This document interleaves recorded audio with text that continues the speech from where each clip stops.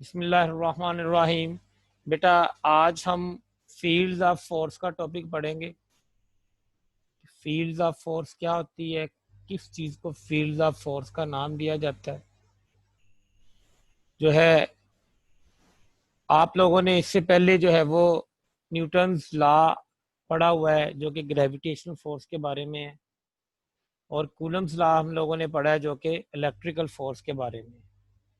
ये दोनों लॉज जो हैं वो आपको फोर्स की मैग्नीट्यूड और डायरेक्शन कैलकुलेट करना सिखा देते हैं, ठीक है। लेकिन इस फोर्स की ओरिजिन क्या है इसका हमें नहीं पता चलता। अगर आपसे कोई पूछ ले कि ये जो ग्रेविटेशनल फोर्स है या ये जो इलेक्ट्रिकल फोर्स है इसका ओरिजिन क्या है, आपके पास इसका क्या आंसर होगा। या आपसे कोई पूछ ले कि ये फोर्स जो है एक बॉडी दूसरे बॉडी के ऊपर कैसे लगाती है, यानी जो ग्रेविटेशनल फोर्स है वो एक बॉडी दूसरी बॉडी तक कैसे ट्रांसमिट करती है, या जो कूलम फोर्स है इलेक्ट्रिकल फोर्स है वो एक चार्ज दूसरे चार्ज तक कैसे ट्रांसमिट करता है। सो ट्रांसमिशन के बारे में भी आपसे पूछा जा सकता है। दो क्वेश्चन मैंने अराइज किए हैं। पहला क्वेश्चन ये है कि ये जो ग्रेविटेशनल फोर्स है या ये जो इलेक्ट्रिकल फोर्स है इसकी ओरिजिन क्या है। इसकी ओरिजिन आपने बतानी है क्या है। दूसरा ये है कि ये फोर्स जो है एक बॉडी से दूसरी बॉडी तक या एक चार्ज से दूसरे चार्ज तक कैसे ट्रांसमिट होती है, इसकी ट्रांसमिशन किस वे से होती है। ये क्वेश्चन हमसे किया जा सकता है। तो जहां तक ताल्लुक है क्वेश्चन नंबर 1 का कि इसका ओरिजिन क्या है, इसका आंसर नोट कर लें। ओरिजिन अननोन है। ओरिजिन क्या है, अननोन है, ठीक है। अननोन ओरिजिन से क्या मुराद है कि किसी को भी नहीं पता कि ये जो ग्रेविटेशनल फोर्स है या इलेक्ट्रिकल फोर्स है इनका ओरिजिन क्या होता है, ये कहाँ से आती है। इसलिए क्योंकि हमारे पास ग्रेविटेशनल फोर्स और इलेक्ट्रिकल फोर्स का ओरिजिन हमें मालूम नहीं है, अननोन ओरिजिन है, हमें पता ही नहीं है कि ये फोर्सेस कहाँ से आई हैं, ठीक है। इनका ओरिजिन अभी तक साइंटिस्ट के लिए अननोन है। तो इसलिए ये फोर्सेस जैसे हैं इनको एज इट इज मान लिया जाता है, और इसलिए इन दोनों फोर्सेस को बेसिक फोर्सेस माना जाता है। अननोन रीजन होने की वजह से हम इन फोर्सेस को क्या मानते हैं, बेसिक फोर्सेस मानते हैं। तो याद कर लें आज से कि आपके पास जो फोर्स ऑफ ग्रेविटेशन है और आपके पास जो कूलम फोर्स है, ये दोनों फोर्सेस क्या हैं, बेसिक फोर्सेस, ठीक है। ये एमसीक्यूज पूछा जा सकता है आपसे, इसलिए आपने ये याद कर लेना है। अच्छा, अब आए दूसरे क्वेश्चन की तरफ कि एक बॉडी से दूसरी बॉडी तक ये फोर्स कैसे ट्रांसमिट करती है, या एक चार्ज से दूसरे चार्ज तक ये जो है फोर्स कैसे ट्रांसमिट करेगी। तो उसको एक्सप्लेन करने के लिए माइकल फेरेडे ने कॉन्सेप्ट दिया इलेक्ट्रिक फील्ड का, ठीक है। ट्रांसमिशन को एक्सप्लेन करने के लिए माइकल फेरेडे ने आपको कॉन्सेप्ट दिया। किस चीज का कॉन्सेप्ट दिया बेटा हमें, इलेक्ट्रिक फील्ड का, ठीक है। इलेक्ट्रिक फील्ड क्या है और हम जो है वो इलेक्ट्रिक फील्ड में अगर कोई चार्ज रखेंगे तो क्या होगा, आइए इन चीजों को जानते हैं, थोड़ा आगे बढ़े। लेकिन अगर आपने इसका स्क्रीनशॉट लेना तो ले ले, मैं इसको क्लियर करने लगा हूं। जी बेटा, आइए देखते हैं कि इलेक्ट्रिक फील्ड क्या होती है।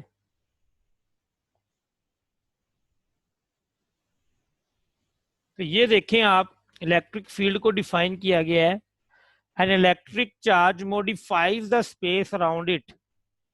जहां पर चार्ज पड़ा होता है वो अपने इर्द गिर्द जो स्पेस है उसको मॉडिफाई कर लेता है, ठीक है।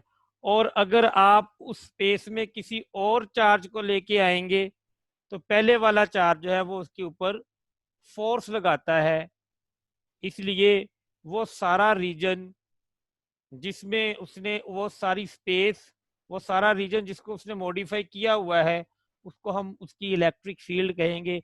इसको आसान लफ्जों में ऐसे भी हम डिफाइन कर लेते हैं, the region or space around a charge where its electrical force can be experienced or may be experienced by some other charge। किसी चार्ज के करीब वो इलाका, वो जगह जहां पर आप कोई और चार्ज लेके आएंगे तो वो पहले चार्ज की वजह से फोर्स फील करेगा। उस सारे इलाके को, उस सारी जगह को हम क्या कहते हैं? Electric field. यहाँ देखिए डेफिनेशन लिखी हुई है, an electric charge modifies space around it. एक इलेक्ट्रिक चार्ज है वो अपने करीब जो है वो स्पेस को मॉडिफाई कर लेता है, such that any other charge brought in this region, कि अगर कोई और चार्ज इस रीजन में लेके आया जाए, जिस स्पेस को उसने मॉडिफाई किया हुआ है वहां पे कोई और चार्ज आएगा, this charge will experience a force of electrical nature. तो वो चार्ज जो है पहले चार्ज की वजह से एक फोर्स फील करेगा जो इलेक्ट्रिकल नेचर की होगी। इसके करीब एक चार्ज ला के देखते हैं। फर्ज करें ये देखें ना, मैंने एक चार्ज रखा हुआ है, ये पॉजिटिव क्यू चार्ज है, इसके गिर्द ये सारी स्पेस इसने कवर की हुई है, ठीक है। अब यहाँ पर देखें जो डॉट्स लगे हुए हैं उनकी डेंसिटी भी डिफरेंट है। चार्ज के करीब इन डॉट्स की डेंसिटी ज्यादा है और चार्ज से दूर जाएंगे तो इनकी डेंसिटी कम हो जाती है। अच्छा, इस डेंसिटी की भी एक खास लॉजिक है, क्यों ज्यादा है क्यों कम है, थोड़ी देर बाद आपको वो भी बताता हूँ। अभी हम इसके पास एक चार्ज लेके आते हैं और देखते हैं कि जब आप इसके पास चार्ज लेके आए, ये देखिए एक और चार्ज हमने यहाँ पे ले आए हैं, एक चार्ज ये पड़ा हुआ है।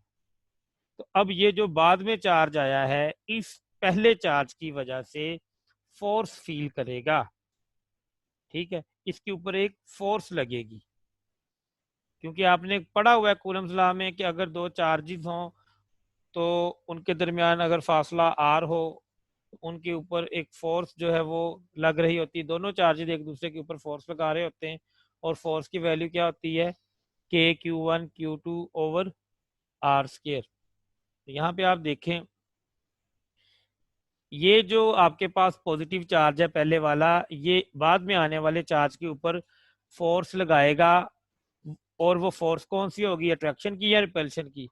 तो इसके लिए हमें साइन देखना पड़ेगा। पहला चार्ज पॉजिटिव था, बाद में आने वाला भी क्या है? पॉजिटिव है, तो दोनों में क्या होगी? रिपल्शन होगी।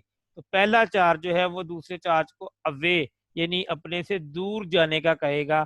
तो फोर्स की डायरेक्शन आपको दिखाई जा रही है कि इसके ऊपर जो फोर्स लग रही है वो किस डायरेक्शन में है, ये रिपल्शन की फोर्स है, ठीक है बच्चे। तो ये आपने देखा। अब हम डिफाइन करते हैं इलेक्ट्रिक फील्ड को, और वो दोबारा आपको लिख के दे रहे हैं हम। The modified space around the charge is called electric field. वो सारी इलाका, वो सारी जगह जो एक चार्ज ने मॉडिफाई की हुई है, जहां पर कोई और चार्ज आता है तो वो उसके ऊपर फोर्स लगाता है, वो सारा स्पेस जो है that modified space is called electric field of that charge.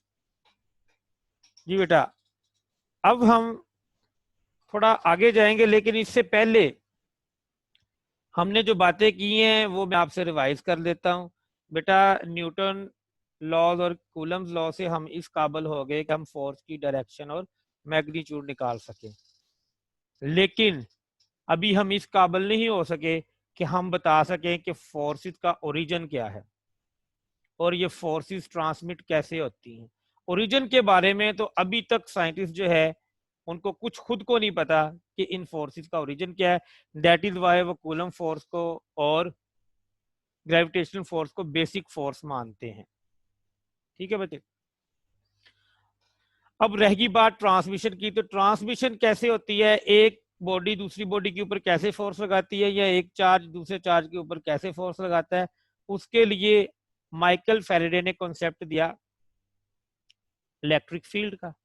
Electric field क्या है? इलेक्ट्रिक फील्ड वो रीजन, वो स्पेस है जिसके अंदर एक चार्ज जो है अगर आएगा तो पहले चार्ज की वजह से उसके ऊपर फोर्स लगेगी। तो हम इसको डिफाइन कर लेते हैं, द स्पेस और region around a charge within which an other charge experiences the force due to that charge. किसी चार्ज के करीब वो इलाका, वो स्पेस, अगर उस स्पेस और उस इलाके में कोई और चार्ज आप लेके आएंगे तो पहला चार्ज जो है उसके ऊपर एक फोर्स लगाएगा, उस सारे इलाके को, उस सारी स्पेस को हम इलेक्ट्रिक फील्ड कहते हैं। जैसे आप लोग क्रिकेट खेलते हैं तो बाउंड्री के अंदर फील्डिंग टीम होती है, वो उनकी फील्ड कहलाती है। उसके अंदर अगर वो बॉल कैच कर लें, पकड़ लें, तो दूसरी टीम को नुकसान होगा, उनका प्लेयर आउट हो जाएगा। ठीक है। और वो जो बाउंड्री लगी हुई है, अब वो उनकी फील्ड से बाहर है, बाहर जाके बॉल गिरता है, बाहर से जाके वो 10 दफा भी कैच पकड़ ले तो दूसरी टीम को नुकसान नहीं होगा। तो वो जो बाउंड्री लगी हुई है, उस बाउंड्री के अंदर अंदर सारा इलाका क्या है? फील्ड का इलाका है। इनका जो आपके अपोनेंट प्लेयर हैं जो बॉलिंग करवा रहे हैं। ठीक है। इसी तरह एक चार्ज के गिर्द एक खास स्पेस होता है, उस स्पेस के अंदर जो है अगर कोई और चार्ज आता है तो वो उसके ऊपर फोर्स लगा सकता है, उससे बाहर अगर कोई रहता है तो वो उसके ऊपर फोर्स नहीं लगा सकता। तो वो स्पेस, वो रीजन जो एक चार्ज के गिर्द होता है, जहां अगर कोई और चार्ज आ जाए तो उसके ऊपर फोर्स लगा सकता है, उस सारे स्पेस को, सारे रीजन को हम इलेक्ट्रिक फील्ड कहते हैं। ठीक है। सो कैसे फोर्स लगेगी, कैसे? ठीक है ना। अब यानी ये एक चार्ज जब पड़ा हुआ है तो वो दूसरे चार्ज के ऊपर कैसे फोर्स लगाता है? अभी तो हमें ये पता चल गया ना कि फोर्स लगाता है, इसीलिए इसको कहते हैं फील्ड्स ऑफ फोर्स, फोर्स लगाने वाली फील्ड्स। यानी एक चार्ज के गिर्द जो फील्ड बनती है वो फील्ड ऐसी है कि अगर कोई और चार्ज आप उसके करीब लाएंगे तो उसके ऊपर फोर्स लगेगी। That is why it is called fields of force. अब मैं आपको एक्सप्लेन करने जा रहा हूं कि एक चार्ज दूसरे चार्ज के ऊपर जो फोर्स लगाता है उसको हम दो स्टेप्स में अंडरस्टैंड कर सकते हैं। ठीक है। नंबर वन, कि आपका जो चार्ज है Q, वो अपनी एक जो है वो इलेक्ट्रिक फील्ड प्रोड्यूस करेगा। जैसे ये चार्ज है, इसने अपने इर्द गिर्द अपनी एक फील्ड प्रोड्यूस कर ली। स्टेप नंबर वन क्या है कि charge Q produces it's electric field. Charge Q produces it's electric field. और स्टेप टू क्या है कि अगर आप इसके करीब कोई दूसरा चार्ज लेके आते हैं तो ये जो फील्ड है ये उस चार्ज की फील्ड के साथ इंटरैक्ट करेगी। देखिए ना, आप दूसरा चार्ज इसके करीब लाते हैं, लाइए जी एक चार्ज और इसके करीब ले आते हैं, ये बच्चों को एक्सप्लेन कर, ये एक और चार्ज आ गया। अब इस चार्ज की अपनी भी तो कुछ ना कुछ फील्ड होनी है ना। देखिए बेटा, ये पहला चार्ज है, पहले चार्ज की एक फील्ड है, ये सारा डॉटेड रीजन जो है वो इसकी फील्ड है। ठीक है। और यहाँ पर आपने एक और चार्ज रख दिया, इस चार्ज के ऊपर इसने रिपल्शन की फोर्स लगाई। आप देखिए ये जो रिपल्शन की फोर्स है उसकी डायरेक्शन आपको बता रही है कि ये रिपल्शन की फोर्स है, क्योंकि ये इसको अवे जो है वो फोर्स लगा रहा है। अच्छा, ये फोर्स पैदा कहाँ से होती है? इसकी थोड़ी सी लॉजिक बनती है कि एक तो आपका चार्ज जिसकी फील्ड है, और दूसरा जो आप टेस्ट चार्ज लेके आ रहे हैं उसकी भी तो अपनी कोई ना कोई फील्ड होगी ना। उसके करीब चलो थोड़ा इलाका होगा, लेकिन होगा तो सही ना जहां पे उसकी फील्ड है। एक्चुअली इन दोनों की फील्ड आपस में इंटरैक्ट करती है जिसके नतीजे में फोर्स लगती है। ठीक है। तो आप देखें ये जो फोर्स लग रही है, यहां से हम इलेक्ट्रिक फील्ड इंटेंसिटी भी निकाल सकते हैं। और इलेक्ट्रिक फील्ड इंटेंसिटी को अभी हमने डिफाइन भी करना है, उससे पहले आप नोट कर लें। ये देखें बेटा, ये आपके पास चार्ज है Q, ये उसकी फील्ड है, ये हमने काफी बड़े जो है ना वो रीजन में फैला दी हुई है डॉट्स लगा के। और ये आपका जो टेस्ट चार्ज है, ठीक है, उसके गिर्द भी एक फील्ड है उसकी अपनी जो है।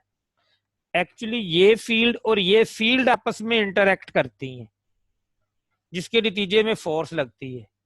ठीक है, तो याद रख लें जो आपका चार्ज है सबसे पहले वो अपनी इलेक्ट्रिक फील्ड प्रोड्यूस करेगा। नंबर 2 वो जो टेस्ट चार्ज है उसकी इलेक्ट्रिक फील्ड के साथ इसकी इलेक्ट्रिक फील्ड का इंटरेक्शन होगा जिसके नतीजे में फोर्स प्रोड्यूस होगी, और वो फोर्स अट्रैक्शन की या रिपल्शन की हो सकती है, वो डिपेंड करता है चार्ज की नेचर पर। अच्छा, अब टेस्ट चार्ज के बारे में कुछ रूल्स जान ले। ये जो आपका टेस्ट चार्ज है ना ये हमेशा पॉजिटिव होता है। नंबर 2 इसकी वैल्यू हमेशा स्मॉल होती है, बहुत कम होती है। क्यों? इतनी कम रखनी है कि आप जिस चार्ज की इलेक्ट्रिक फील्ड को चेक करने जा रहे हैं ये उसकी फील्ड को ज्यादा डिस्टर्ब ना कर सके, डिस्टॉर्ट ना कर सके। इसलिए जो आपका टेस्ट चार्ज है ये हमेशा पॉजिटिव होता है और स्मॉल मैग्नीट्यूड में इसकी वैल्यू होती है। और मैंने आपको बताया था कि ये जो आपके पास चार्ज है Q जिसके गिर्द आपने इतने बड़ा जो है वो रीजन बनाया और उस रीजन में जो डॉट्स की डेंसिटी भी डिफरेंट है। डिफरेंस डेंसिटी से हमें क्या आइडिया मिलता है, मैंने कहा था मैं बाद में बताऊंगा, तो आप वो नोट कर लें। जहां पे डेंसिटी ज्यादा है वहां फील्ड की स्ट्रेंथ भी ज्यादा होगी, और जहां पे डेंसिटी कम है वहां पे फील्ड की स्ट्रेंथ भी कम होगी। तो ये डॉट्स की जो डेंसिटी है ये बेसिकली इलेक्ट्रिक फील्ड जो है उसकी स्ट्रेंथ को शो कर रही है। जी बेटा, तो अब हम इंटेंसिटी ऑफ इलेक्ट्रिक फील्ड को डिफाइन करते हैं।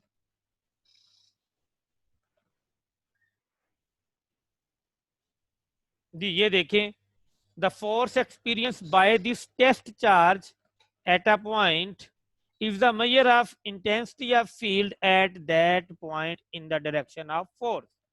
बेटा अगर मैं टेस्ट चार्ज करीब रख दूं तो क्या होगा, मैं यहाँ पे टेस्ट चार्ज रख दूं तो इस चार्ज की निस्बत इसके ऊपर ज्यादा फोर्स लगेगी क्योंकि वो करीब है, आर कम है, फासला कम होगा। तो आपने कल पढ़ा था जो इलेक्ट्रिकल फोर्स है वो फासला कम होने से बढ़ती है, और अगर मैं यहाँ रख दूं तो और इलेक्ट्रिकल फोर्स बढ़ जाएगी और ज्यादा इसके ऊपर फोर्स लगेगी।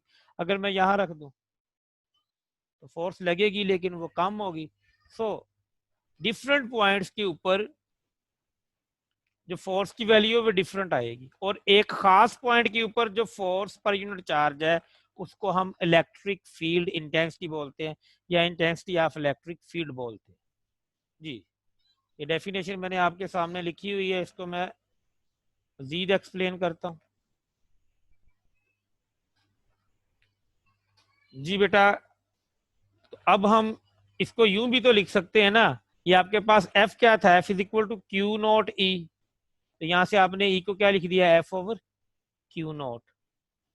यानी इलेक्ट्रिक फील्ड इंटेंसिटी क्या है, इसको डिफाइन करें, electric field intensity is equal to force पर यूनिट चार्ज। फोर्स पर यूनिट चार्ज, फोर्स क्या होती है sir ji, Q1 Q2 over R square होती है। के क्या होता है 1/4 पाई एप्सिलॉन नॉट होता है। तो वो सारी चीजें अब हम लिख के कैलकुलेट करते हैं। आइए बेटा, आप जानते हैं कि फोर्स जो है वो बराबर होती है 1/4 pi epsilon not Q1 Q2 over R square. तो उसके साथ भी अब हमने डील करना है, ठीक है। लेकिन उससे पहले जो है वो कुछ चीजें आपके लिए लिखी हैं, ये मैं आपको बाद में समझाता हूँ। जो मैंने आपको यूनिट के बारे में बताना है, डायमेंशंस के बारे में बताना है, ठीक है। फोर्स के यूनिट कूलम होंगे, फोर्स के यूनिट न्यूटन होंगे, और चार के यूनिट क्या होंगे, कूलम। तो इलेक्ट्रिक फील्ड इंटेंसिटी के यूनिट क्या बन जाएंगे, न्यूटन पर कूलम बन जाएंगे। ये उसी चीज को एक्सप्लेन कर रहा हूँ जो मैं अभी आपको समझा के आ रहा हूँ। तो आप देखें यहाँ पर कि किसी चार्ज के ऊपर जो फोर्स लग रही है उसकी वैल्यू मैंने क्या लिखी है, इस चार्ज के ऊपर जो फोर्स लग रही है उसको क्या लिखेंगे, 1/4 पाई एप्सिलॉन नॉट क्यू ये वाला चार्ज है, क्यू नॉट ये वाला चार्ज है। यानी Q1 की जगह पे Q आ गया, क्यू नॉट जो है वो Q2 की जगह पे आ गया। 1/4 pi epsilon not Q not over R square. R क्या है, इन दोनों चार्जेस के दरमियान फासला है। तो ये तो हमने फोर्स लिख दी। अब इलेक्ट्रिक फील्ड इंटेंसिटी कैसे लिखेंगे, अभी आप जानते हैं कि आपने जो है वो इलेक्ट्रिक फील्ड को डिफाइन किया था कि इलेक्ट्रिक फील्ड इंटेंसिटी बराबर होती है फोर्स ओवर चार्ज। सो ये फोर्स की वैल्यू लिखी हुई है, आप देखें जरा,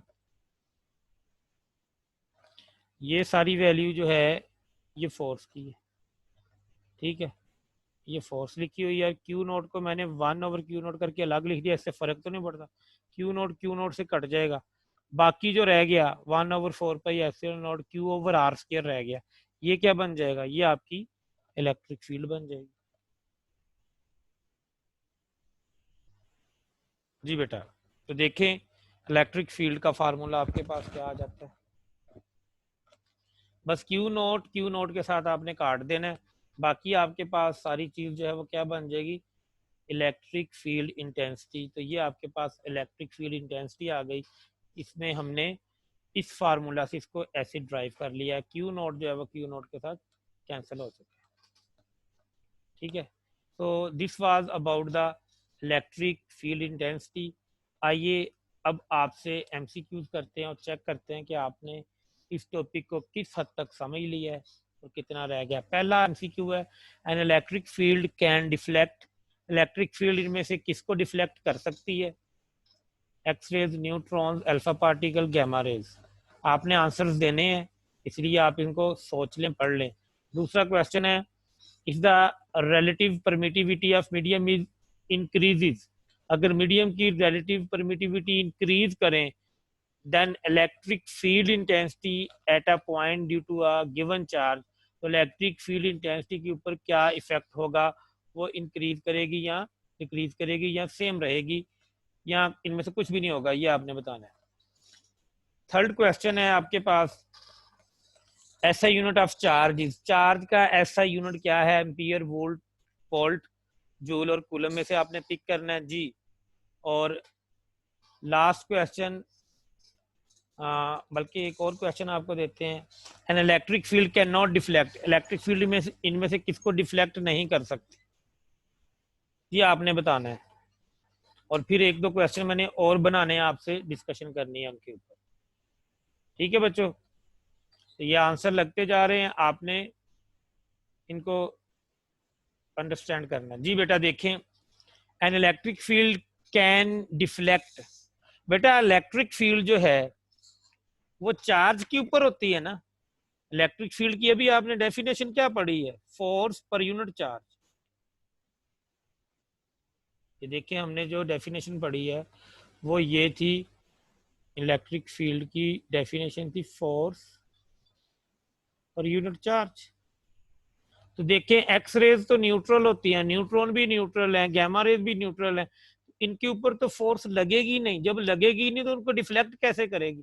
अल्फा पार्टिकल जो है इनका चार्ज होता है, आपको पता है +2e होता है, तो सिर्फ अल्फा पार्टिकल जो है ये चार्ज है, ये चार्ज पार्टिकल है, और इलेक्ट्रिक फील्ड हमेशा चार्ज पार्टिकल के ऊपर लगती है, न्यूट्रल के ऊपर नहीं लगती। एक्स रेज भी जो है वो न्यूट्रल है, गैमा रेज भी न्यूट्रल है, न्यूट्रॉन्स भी न्यूट्रल है, सिर्फ इनमें से चार्ज पार्टिकल जो है वो अल्फा पार्टिकल्स हैं। तो सिर्फ अल्फा पार्टिकल को जो है इलेक्ट्रिक फील्ड डिफ्लेक्ट कर सकती है, यानी आप अगर दो प्लेटें रख दें, एक पॉजिटिव हो एक नेगेटिव हो, तो आपको पता है कि अल्फा पार्टिकल क्योंकि पॉजिटिव है तो ये नेगेटिव प्लेट की तरफ मुड़ जाएंगे, ये डिफ्लेक्ट हो जाएंगे टूवर्ड द नेगेटिव प्लेट। दूसरा क्वेश्चन है आपके पास, if the relative permittivity of medium increases, अगर आप मीडियम की रिलेटिव परमिटिविटी इंक्रीज करते हैं तो इलेक्ट्रिक फील्ड के ऊपर क्या इफेक्ट होगा। तो आपने अभी फार्मूला पढ़ा जो मैंने आपको लिखवाया, तो ये था 1/4π एप्सिलॉन नॉट Q/r²। ये तो फ्री स्पेस में है ना, तो मीडियम के अंदर क्या होगा, आपको पता है कि यहाँ पर एक और फैक्टर आ जाएगा और इसको आप यूं लिखेंगे, E is equal to 1/4π epsilon naught epsilon r Q/r²। So आप देखें कि अगर आप एप्सिलॉन r की वैल्यू यानी रिलेटिव परमिटिविटी को बढ़ाएंगे, आपकी जो इलेक्ट्रिक फील्ड इंटेंसिटी है वो कम हो रही है, क्योंकि ये इन्वर्सली रिलेटेड है। तो आप कहेंगे कि इलेक्ट्रिक फील्ड इंटेंसिटी जो है वो डिक्रीज करती है, क्या करने से, मीडियम की रिलेटिव परमिटिविटी बढ़ाने से। जी ऐसा यूनिट ऑफ चार्ज, चार्ज का ऐसा यूनिट आपको पता है कि कूलम होता है, ठीक है। और कूलम जो है वो आप याद रख लें, कूलम जो है ये बराबर होता है एम्पियर सेकंड के, तो ये भी एक एमसीक्यू है जी। An electric field can not deflect, electric field किसको डिफ्लेक्ट नहीं कर सकती? बीटा, बीटा आपको पता है कि ये नेगेटिव होते हैं, तो चार्ज तो है ना बीटा के ऊपर, इसको डिफ्लेक्ट करेगी। अल्फा, अल्फा के ऊपर भी चार्ज होता है, अल्फा पार्टिकल हो या अल्फा रेज हो, दोनों चार्ज है, इनको तो डिफ्लेक्ट करेगी। गैमा न्यूट्रल है, तो न्यूट्रल को अभी हमने ऊपर पढ़ा था कि ये डिफ्लेक्ट नहीं कर सकती, तो हमें यहाँ से ये पता चल जाता है कि किसको डिफ्लेक्ट कर सकते हैं और किसको डिफ्लेक्ट नहीं कर सकते। तो उम्मीद है यहाँ तक आपको चीज़ों की समझ आई होगी। अब हम बात कर लेते हैं जी, इस पॉइंट पे वापस आते हैं जो मैंने आपसे कहा था, मैं आप बाद में डिस्कस करता हूँ। आप देखें कि ये जो हमने इलेक्ट्रिक फील्ड इंटेंसिटी को डिफाइन किया है, यहाँ से हम इसके यूनिट बनाते हैं, तो फोर्स के यूनिट क्या आते हैं? कूलम। ये वैसे मैं आपको पहले बता चुका ऑरली, लेकिन अब मैं आपको समझा देता हूँ डिटेल में। देखिए फोर्स के यूनिट क्या आएंगे? न्यूटन। और चार्ज के यूनिट क्या आएंगे? कूलम। तो न्यूटन पर कूलम क्या हो जाएगा? ये यूनिट बन जाएंगे इलेक्ट्रिक फील्ड इंटेंसिटी। और इसकी डायमेंशन जो है वो ये होती है MLT माइनस क्यूब A⁻⁻1। अभी डायमेंशंस के ऊपर हम वर्किंग नहीं कर रहे, डायमेंशन जो है वो फर्स्ट ईयर में आप लोगों ने डायमेंशन सीखी हुई हैं और आपको इनकी ज़रूरत पड़ेगी एंटी टेस्ट में जाके। तो this was all about the fields of force. अब अगर आप कोई क्वेश्चन करना चाहते हैं तो आप क्वेश्चन पूछ लें। हमारी आज की क्लास जो है वो कंप्लीट हो चुकी है जी। बेटा मैं वन बाय वन पूछता हूँ जी। नाजरा आपने कुछ पूछना है? ना सर, अगर पूछना हो मैं कल के लेक्चर में पूछ लूंगी, अभी तक मुझे सारी समझ आ गई। ओके, तो हमजा रोशन आपने? जी तैयबा बतूल, बेटा वो आपकी जो फ्रेंड है ना नाजरा, आपकी जो फ्रेंड है वो फिर क्लास में नहीं है, वो उसका कोई नेटवर्क प्रॉब्लम है। तो कल, जी सर। कल जो है वो हम क्लास जो है दिन के टाइम रखें कि शाम के टाइम रखें? चले मैं सर दिन व्हाट्सअप, के टाइम कर लें। चले व्हाट्सअप पे डिसाइड कर लेते हैं टाइम, ठीक है। ठीक ठीक ओके है। बेटा, ओके बेटा, अल्लाह हाफिज।